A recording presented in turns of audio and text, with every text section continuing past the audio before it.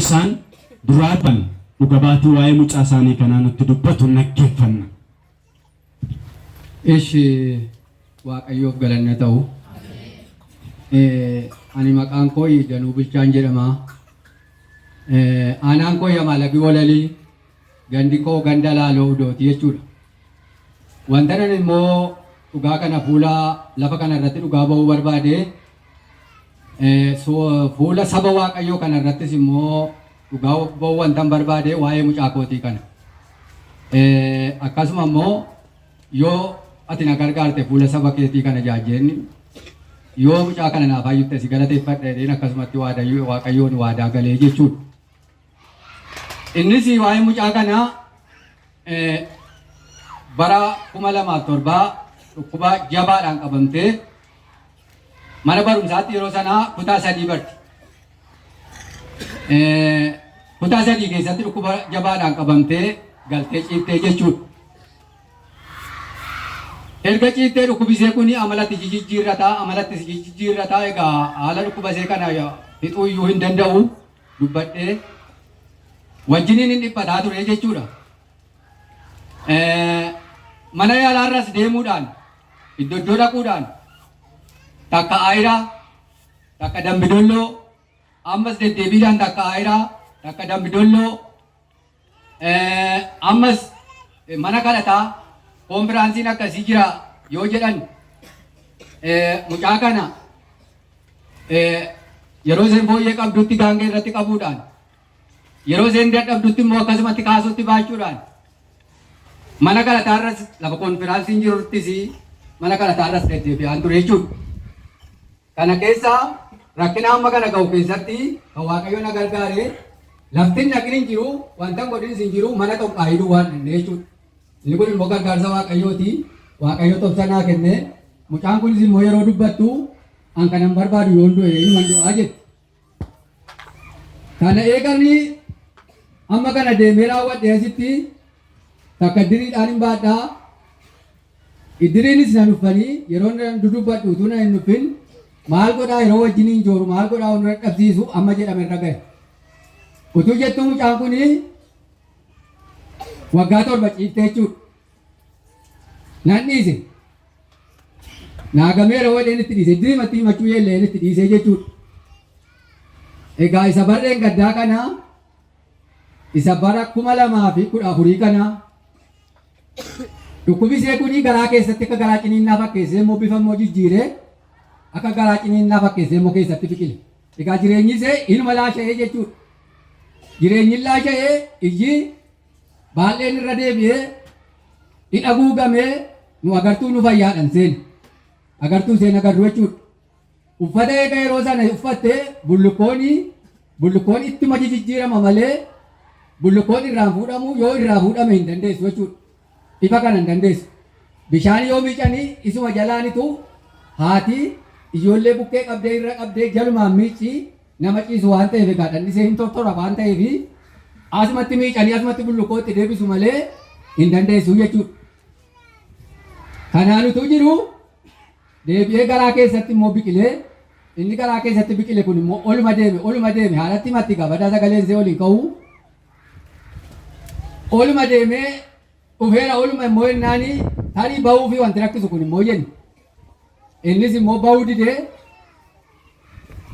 didee indaganaa morma kana keessaan akka bofaa kan fakkaatu karaa 3-4 kan ta'u bakkee bahee jechuudha. Innis immoo sagalee qaba hinaasaa jechuudha laa akkasiin biraa wacaa jechuudha. Isaan maqaa irratti fuunee manaa baanu kana eega abdii kutannee raawwannee dhiibnee kanarratti immoo deebinee fuunee manaa baanu. Mucaan hin qoramte waan ta'eef hafuura duwwaa jiraa midhaan hin nyaattu bishaanni duwwaadhatu haati abbuu qachiifti. Bishaan kana iyyuu immoo maal godhaa? Isatu bishaan isa achi ol bahee asii ol olfu morma kana keessa ol olfu kanatu keessaa achi ol dhangalaasaa jechuudha. Inni immoo keessaa achi ol dhangalaasaa haati immoo bira teessee shaanii jala qabdee shaaniidhaan immoo dhadhee gannattee immoo itti deebifti jechuudha. Carqii wayiis immoo qiyyaarii meeqa bira kaa'u jechuudha.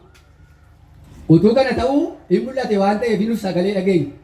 Yaa'u gaanoo gaa mana yaalaatiin deemtanii iddoo kana taas iddoo baay'ee dhaqxanii dadhabdanii amma immoo kunoo isa bakkeetti bahee mul'ate kana ija keessaniin hin agartu sagalee immoo hin dhageessu Isa kana immoo maal jettanii na ilaaltu? Horiis fixe jettanii horii na dhaquuti. Anis immoo nan dhaqa nan raawwadha haaran galfadhaati. Isbitaalatti amma nan geessanii baqassanii na keessa hafuudhanii ani achuma yoon du'e iyyuu haaran galfadhaa jette.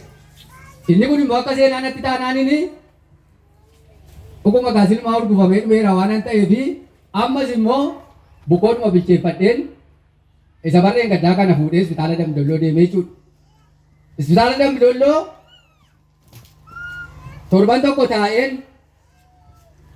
achitti dooktoriin itti wal qaqayyaranii ilaalanii waa'ee morma keessa fiigu inni bofa fakkaatu kun inni lootuu fakkaatu kun morma keessa fiigu kana waan isaa wallaalanii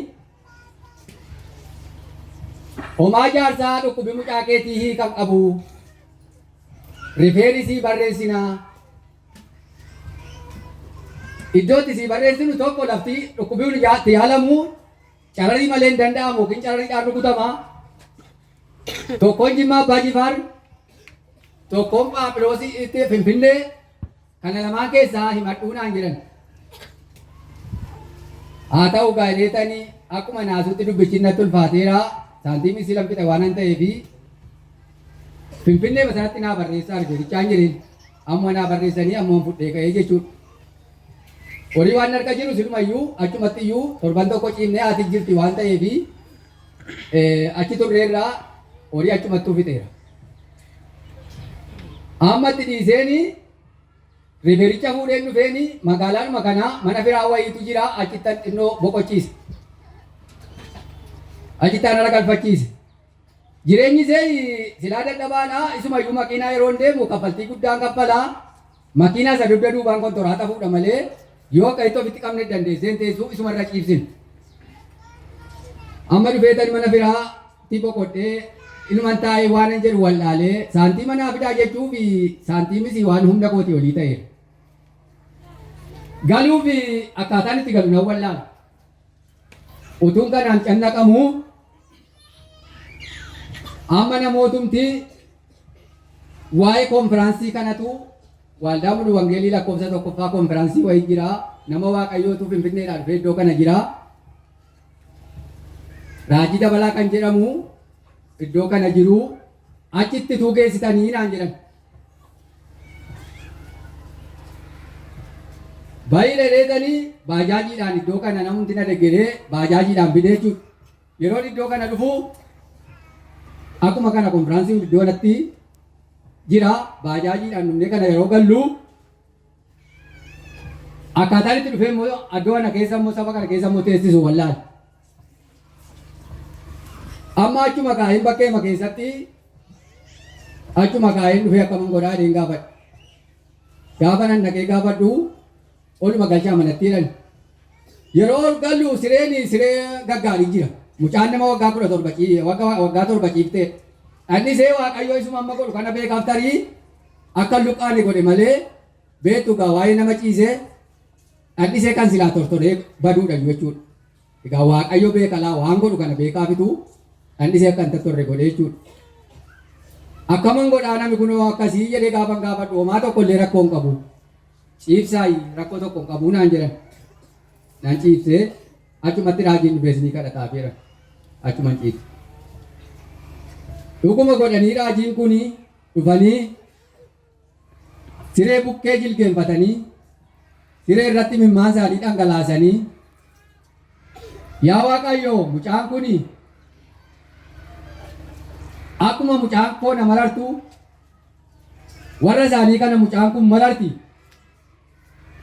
Yaa Waaqayyo maal jetta waa'ee mucaa kanaa jedhanii mimmaan isaanii dhangalaasanii mucaa kanaaf naaf kadhatan.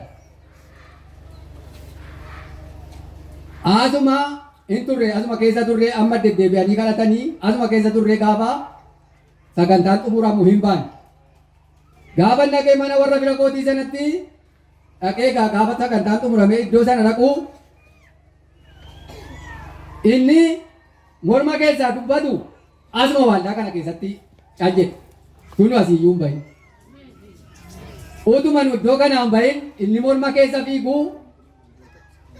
isa meeshaa carariidhatu rukutu malee hin ta'u isa jedhanii cararii inni ittiin rukute hin beeknu dhugaadha isa dhugaa waaqayyooti asumatti gab jedhe. Galata fidaa Waaqayyoof galata.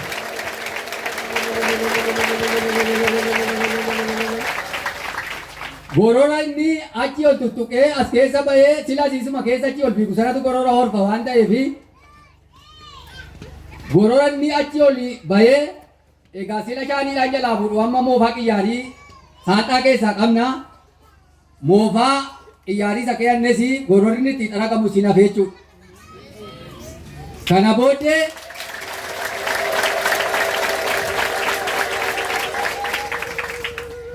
itti dhimnee dhannee mana fira keenya kana magaalaa kana keessa naannoo mannaariyaati hin cibsine.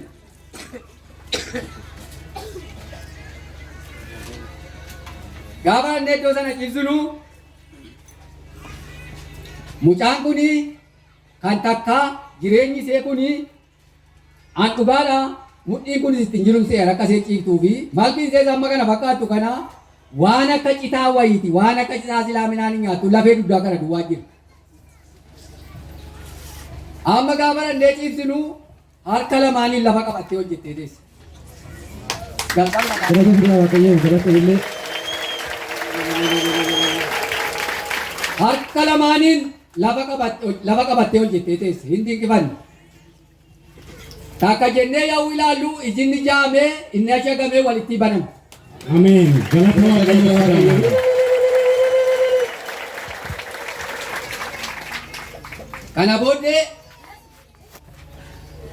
amma gaasirii iddiriitu naa baatee amma akuukkuutti namooti akuukkuu yookaan akuukkuu beektu akuukkuudha yookaan jiraachuu danda'u. Amma sanatti naa baatanii achiin naa gaanii siree kanatu fayyaa jennee ofumaa isuma seen jettee ban fuudhee deema gaaf tokko seenaa naa ta'a yoo isheen akkamatti duute jechuudha ban fuudhee bahe malee siree Yahudee binootiin buuna ol lubbuun see jiraate jennee mana itti afaa mastiin jedhan tokko gurbaa durbii kootii tokko mana itti afaa mastiin sana siree sana naa kaa'ee deetanii achi kaa'ee deemu. Amma iddiriidhaanii mana argaanii haasofne asumatti gaafa fayyinaan mana ta'uu fi hin dubbanne. Iddiriin nuuf alfukaa iddiriitti bilbilannaa sireenoo silaa ba'aan qabu sireenoo akuukkuu jiraas yoo makiinaan nuu geessa siree nuuma fidanii jedheen dubbadha.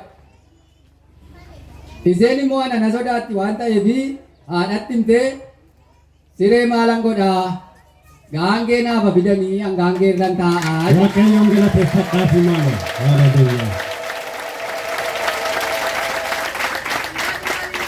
Akkasoo jette attam goone naan dhuguma teessiin jedhee naan isin arge waan ta'eef hin teessi dhuguma teessiin jedhee.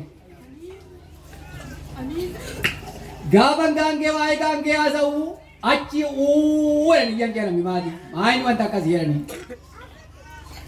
maayini wanta akkasii ma dhugumaa kun jedhanii uwwan iyyan jedhan. Gaangee iddoo sanatti nama siree baatu nama sadii naa fidaa nama yoo isheen dadhabde irratti naa qabu jedhee seen ofumaanuu teessee nama afur ta'anii dhufan. Utuun nama meeqa hidhayyuu samiilla naa biyyattuu nafan dhandhee malaalla. Amma asii makiinaa gaafa dhandhee makiinaa gallu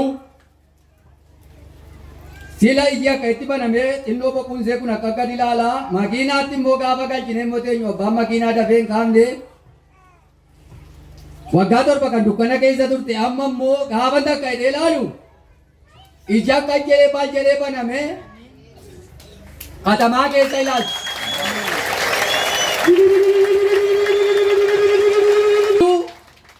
Yeroo kana argee waama xixeen of qabe malee achi makiinaa sana keessa achi utaalee waama dhaa burraaqee humni si badaa intira humnuma godhee ka'ee utaalee burraaquun barbaada.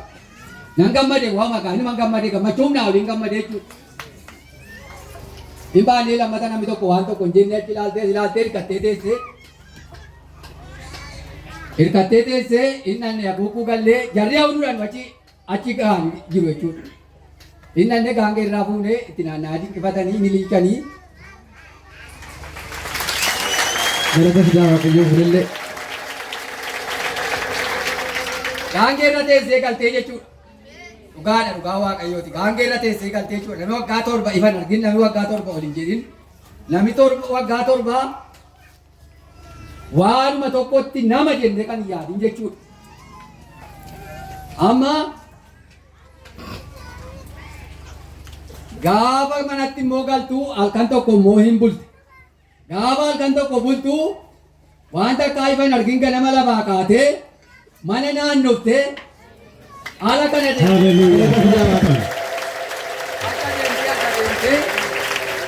akka adeemtee mana naannoftee seedhaan waan haaraadha waan ta'eef deemtee dhufte. Dhugaa Waaqayyooti. Isinitti himu Waaqayyottan himaa. Isheen kun waggaa 7 ciiftee kutaa 3 keessatti isiniin jedheera. Ijoolleen naannoodhaa ijoolleen ollaa kan waggaa 10. Maqaan ishee Roomeedha. Roomeen hin fayyite jennaan yaa'uu dhufan egaa bullukkoodhaan xaxamtee ittiin argamu waan ta'eef Roomeen ishee waggaa 7 ciifte maal fakkaatti jettee ijoolleen biyya jiru. Ijoolleen biyya jiru iddoo sanatti wal guuttee baate jechuudha. Ameen. Galateeffadhaa Waaqayyoon.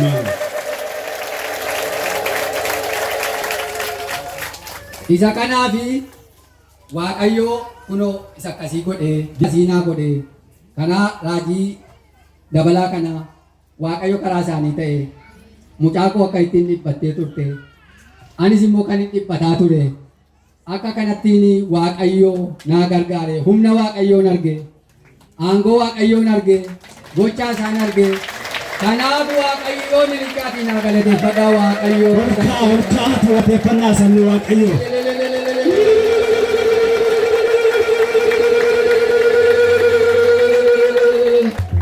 Mucaan waldaa jirurra baatee deemtee dhugaa ba'aa jirti biyyaayii. Mana barumsaa dhattee tamaaraa jirti. Yesuusa eebbifamu galateeffadhaa. Waldaadhaa ijoollee Waaqayyo riyaasee gidduutti naa deebisee waldaadhaa ijoollee gidduudhaa faarfataa jirti. Ameen ameen. Kanaaf Waaqayyo isa dinqii godhe kana Waaqayyo.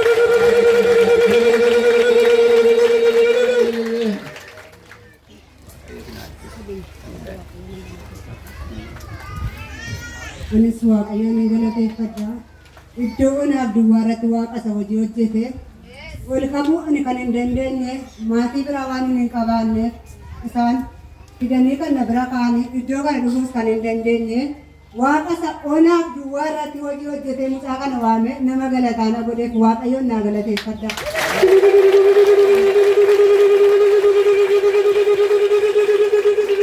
Ammas immoo Waaqayyo waan guddaa akka inni godhu nan amanaa. Gaafa konfiraansiin iddoo kanatti ta'aa jiranii moobaayilii wayii qabu yaa Waaqayyo dubbii isatti goote sana yaadatanii sabuma keessatti akka isaan galateeffataniif yaa Waaqayyo sin amanaa karaa qabda qilleensarraan waan ta'eef ati yaa Waaqayyo nama galataa godhi karaa baasiitii fidi iddoo kana keessa dhaabi jedhee Waaqayyoon kadhadhe Waaqayyo inni danda'e namni ol qabuu kan hin dandeenye ol qabee nama gidduu dhaabeef Waaqayyoon naa galateeffadha sagalee guddaadha.